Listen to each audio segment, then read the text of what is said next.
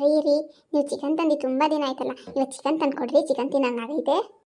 ಇವತ್ತು ನಾನು ಮೈಸೂರಿಗೆ ಸ್ವಲ್ಪ ಕೆಲ್ಸಕ್ಕೆ ಹೋಗ್ತಾ ಇದ್ದೀನಿ. ಇವತ್ತು ಆಗೋದಿಲ್ಲ, ನಾಳೆಗೆ ತಂದ್ರೆ ಆಯ್ತು ಬಿಡು. ನಾಳೆ ಬೆಳಿಗ್ಗೆನೇ ತಂದು ಕೊಟ್ಬಿಡ್ತೀನಿ, ಮಾಡಿವಂತೆ ಬಿಡು. ರೀ ನೀವೇನೋ ದಿನ ಆಚೆ ಕಡೆಯಿಂದ ತಿನ್ಕೊಂಡ್ಬಂದ್ಬಿಡ್ತೀರಿ. ನಮ್ಮ ಮನೇಲಿ ಮಾಡಿ ಅಂತ ಅಂದ್ರೆ ನೀವು ಆಚೆ ಕಡೆ ತಿನ್ಕೊಂಡ್ಬಂದ್ಬಿಟ್ಟಿರ್ತೀರಲ್ಲ, ಬೇಡ ಅಂತೀರಿ.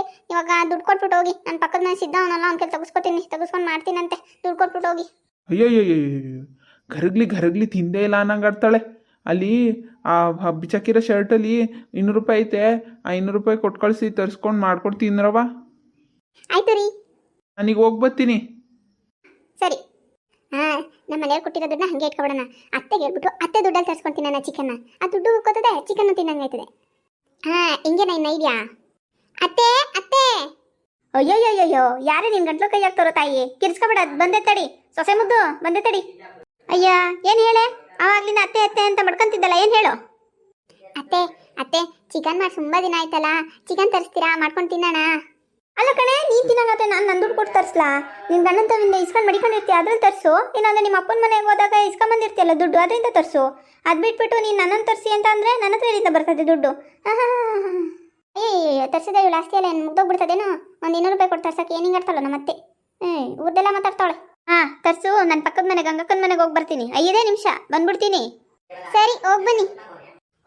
ಇದ್ಯಾಕೋ ರಂಗಮ್ಮನ ಕೋಳಿ ಇದ್ದಂಗವಲ್ಲ. ಚೆನ್ನಾಗಿ ಬಲ್ತಿರಂಗವೆ, ದಪ್ಪಾಗವೆ.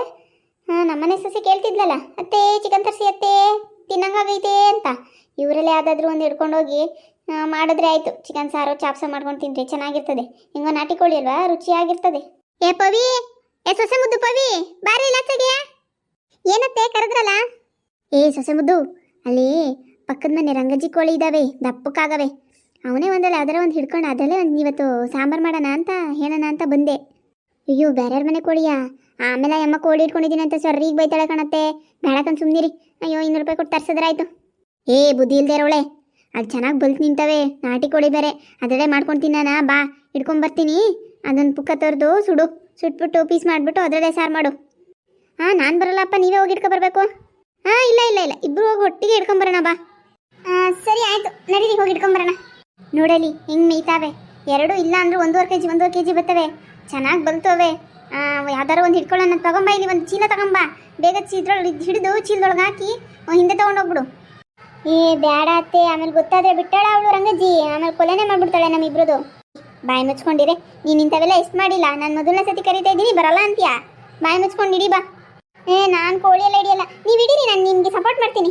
ನೀನು ಹತ್ಲಾಗ ಹೋಗ್ದಂಗೆ ನೋಡ್ಕೊ, ನಾನು ಈ ಕಡೆಯಿಂದ ಹಿಡ್ಕೊಂತೀನಿ. ಹಿಡಿದ್ನೇ. ನಡಿ ಹಿಂದೆ ನಡಿ, ಓಡು ಬೇಗ, ನಾನು ಓಡ್ಬಿಡ್ತೀನಿ. ನಡಿ ಬೇಗ. ಬನ್ನಿ ಅಂತ ಬೇಗ ಹೋಗೋಣ. ನೋಡು, ಇವತ್ತು ಮಾಡಿರೋ ಕೆಲಸ ಯಾರಿಗೂ ಹೇಳಕ್ ಕೂಡ್ದು. ನೀನು ನನ್ನ ಇಬ್ರು ಮಧ್ಯದಲ್ಲೇ ಇರಬೇಕು. ಹಿಂದಾಗಡೆ ಮಡಗಿದ್ಯಾ ಅಲ್ವಾ ಕೋಳಿನ, ಅದನ್ನ ಇವಾಗ ನಾನು ಬೇಯಿಸಿ ಪುಕ್ಕ ತೆರೆದು ಕಟ್ ಮಾಡ್ಕೊಂಬರ್ತೀನಿ. ನೀನು ಒಳಗಡೆ ಚಿಕನ್ಗೆ ಏನೇನು ಬೇಕು ಎಲ್ಲ ರೆಡಿ ಮಾಡ್ಕೊ, ಹೋಗು. ಸರಿ ಅತ್ತೆ, ಆಯಿತು. ಹೋಗು ಅತ್ತೆ, ಹೋಗು ಕೋಳಿ ಪುಕ್ಕ ತೆರಿ. ಯಾವಾಗಾದರೂ ನಾನು ಇಟ್ಕೊಂಡು ಆಟಾಡಿಸ್ತೀಯ ಅಲ್ವಾ, ಏನಾದರೂ ಹೇಳ್ದಾಗ ಇವಾಗ ಸರಿಯಾಗಿ ಸಿಕ್ಕಾಕೊಂಡಿದ್ದೀನಿ ನನ್ನ ಹತ್ರ.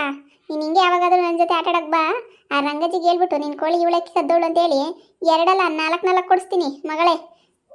ಹೆಂಗೋ ಇವತ್ತು ನಾಟಿ ಕೋಳಿ ತಿನ್ಬೋದು, ಅದೇ ಖುಷಿ. ನಮ್ಮ ವಿಡಿಯೋ ಇಷ್ಟ ಆಗಿದ್ದಲ್ಲಿ ಪ್ಲೀಸ್ ಲೈಕ್ ಮಾಡಿ, ಕಮೆಂಟ್ ಮಾಡಿ, ಸಬ್ಸ್ಕ್ರೈಬ್ ಮಾಡಿ.